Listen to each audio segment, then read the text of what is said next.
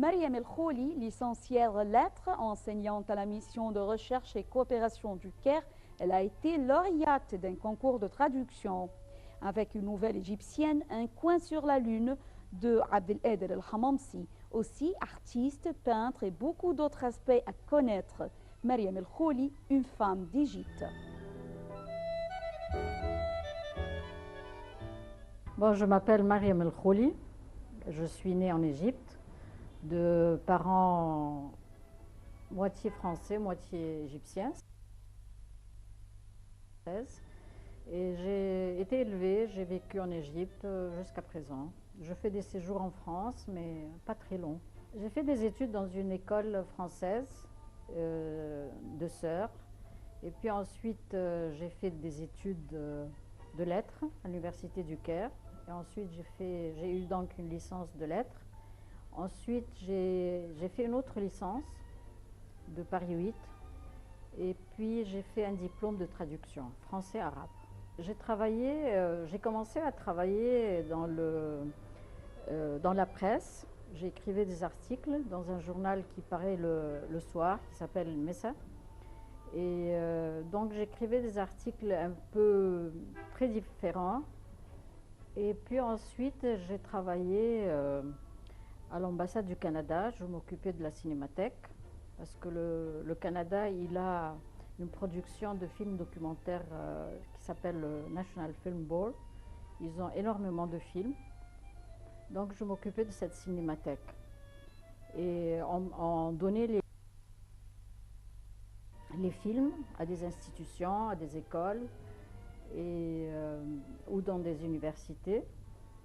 Et puis ensuite, j'ai travaillé à l'ambassade, non, j'ai travaillé au Centre culturel français comme professeur du français langue étrangère. Ensuite, ils ont ouvert un département de français de spécialité quand le gouvernement français a pensé faire des filières francophones dans les universités. Il s'agit de former les étudiants à pouvoir lire des textes de spécialité, c'est-à-dire de spécialité, je veux dire par exemple la faculté de commerce, c'était des expressions ou bien aussi sciences politiques. Donc c'était des exercices pour les étudiants pour qu'ils puissent comprendre les cours, étant donné que dans les écoles, on n'utilise pas du tout cette langue de spécialité. Donc ça m'a formée moi aussi, étant donné que on n'a pas l'habitude de lire des textes ni juridiques, ni commerciaux, ni tout ça. Et donc j'aidais les étudiants et moi-même j'étais formée par la suite, puisque moi aussi je faisais la connaissance de termes de spécialité. L'influence de ses parents et la double culture française-égyptienne est forte sur sa vie, comme l'explique Mariam El Khouli. J'avais 1 an quand mon père est mort, donc j'ai été élevée uniquement par ma mère. Et la chose dont je me souviens, c'est que maman m'a beaucoup guidée vers le dessin, parce qu'elle-même, elle aimait beaucoup dessiner. Et donc j'ai dessiné très jeune, j'ai fait des tableaux quand j'étais très jeune. Et puis quand j'ai eu mon bac, j'ai pensé faire aussi les beaux-arts.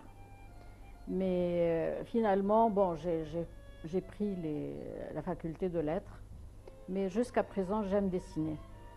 Et la preuve, c'est que je dessine maintenant des lampes. Et ça a aussi des circonstances un peu particulières. À ce moment-là, au moment où mon père avait connu ma mère, c'était vraiment très, très particulier d'épouser un arabe, si on peut dire, et un musulman. Donc la famille n'était pas très contente de ce mariage et maman a décidé de rester en Égypte, vu qu'il y a eu un désaccord entre la famille.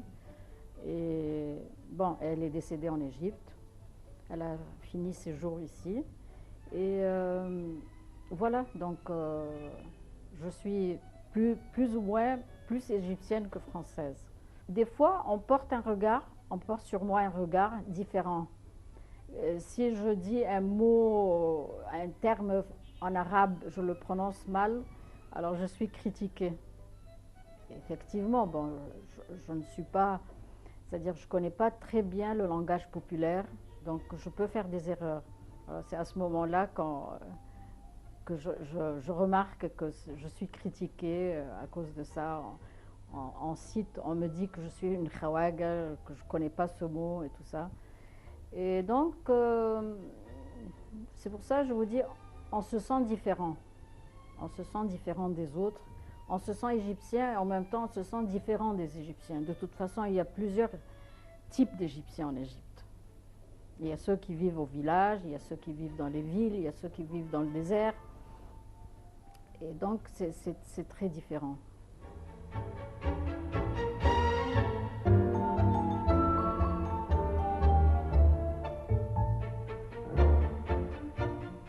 Mariam n'a pas de problème d'identité. Malgré sa double culture, elle se sent bien dans sa peau avec les gens de la rue. Je n'ai pas de problème d'identité quand je circule dans les rues, quand je suis dans les marchés, quand je suis à la campagne. Je n'ai pas un problème d'identité parce que nous ne parlons pas de problèmes très importants, c'est-à-dire c'est le quotidien. Mais quand on vient par exemple à parler de la liberté de la femme, l'excision et tout ça, c'est là où je vois qu'il y a vraiment un très grand écart entre les deux cultures. Par exemple, les femmes sont convaincues qu'il faut faire l'excision pour les filles. Ça, c'est une chose que moi, je ne peux pas accepter et que je n'arrive pas à faire accepter aux autres, aux femmes, en leur expliquant le danger de l'excision, etc. C'est là où on voit. C'est-à-dire quand on commence à faire des discussions sur des choses plus importantes, c'est là où l'écart apparaît. C'est-à-dire, je le ressens plus fortement. Même si aussi on veut parler de la liberté des femmes, la liberté des filles, le fait que les filles ont le droit d'avoir une relation avec un garçon et tout ça, alors c'est tout de suite, non, c'est des interdits. Il vaut mieux que la fille n'ait pas de relation, à part si c'est son fiancé. Alors c'est pour cela qu'il y a énormément de divorces aussi en Égypte maintenant. C'est que les mariages, c'est des mariages arrangés, et que finalement, il n'y a pas de compatibilité entre les deux personnalités. Alors, tout ça, ça apparaît après le mariage. Donc, ils sont tout à fait... ils ont deux caractères différents et ça ne marche pas et ça finit. Je ne connais pas les statistiques, mais autour de moi, je vois plein de jeunes qui divorcent.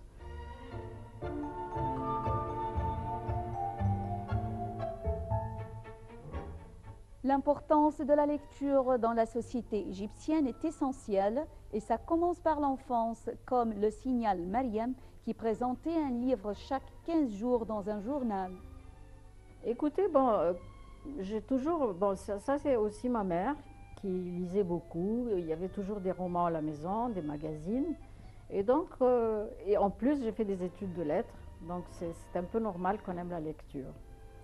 Et ça m'a conduit finalement à faire un article.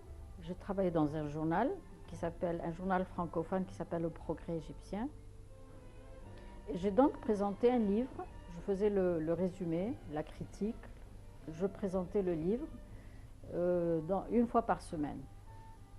C'était très lourd de faire un livre toutes les semaines, donc j'ai demandé au rédacteur en chef de faire un livre tous les 15 jours. Donc voilà, j'ai fait ça pendant 10 ans et je pense que je vais reprendre aussi prochainement. Il n'y a pas la culture du livre. D'abord, il faut souligner qu'on a beaucoup d'analphabètes en Égypte. Je ne sais pas si c'est 40% d'analphabètes. Donc voilà, ceux-là, ils sont en dehors du problème. Mais les gens qui ont des diplômes, les gens qui savent lire et écrire, ils ne lisent pas aussi. Je ne sais pas si je fais une bonne analyse, mais je pense que si un enfant, avant de dormir, sa mère ou son père lui lisait une histoire, il va accrocher au livre. Or, ce n'est pas du tout l'habitude, étant donné, je vous dis que il y a beaucoup d'analphabètes. Donc, comment voulez-vous que la maman lise un livre à son petit pendant qu'il avance en sommeil? Et Et en plus, dans le système scolaire, il n'y a pas euh,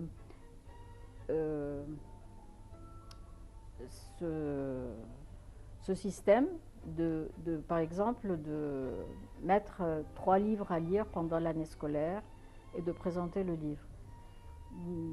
Donc je crois que c'est un peu dû à ça. Personne ne fait l'effort pour que les gens puissent lire. C'est sûr que plus on lit, plus on a un langage plus développé, plus riche, plus littéraire, etc. Et donc maintenant, si vous voulez, avec l'Internet, il y a beaucoup d'abréviations. Donc je crois que ça va se détériorer de plus en plus. Quant à la question comment encourager, je crois que si j'étais ministre de l'Éducation, j'aurais imposé, comme je vous dis, des romans contemporains parce que les jeunes doivent savoir leur propre culture, savoir qui écrit, il écrit sur quoi. Et dans les romans, il n'y a pas un roman tout seul, il y a des romans historiques. Donc c'est en même temps une façon de connaître son histoire à travers les romans. Donc si l'enfant n'a jamais été encouragé à prendre un livre en main, il ne va pas le faire tout seul. Ou ce sera un petit pourcentage de gens qui auront peut-être été encouragés par les parents, etc., qui vont lire. Mais à part ça, non. C'est pas possible qu'un enfant puisse dire à son père ou à sa mère « achète-moi un livre, j'ai envie de lire un livre ». Il faut leur donner cette habitude depuis jeune âge.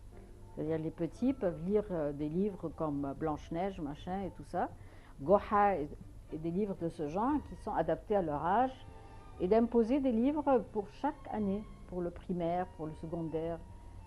À partir de là, les gens auront l'habitude de lire.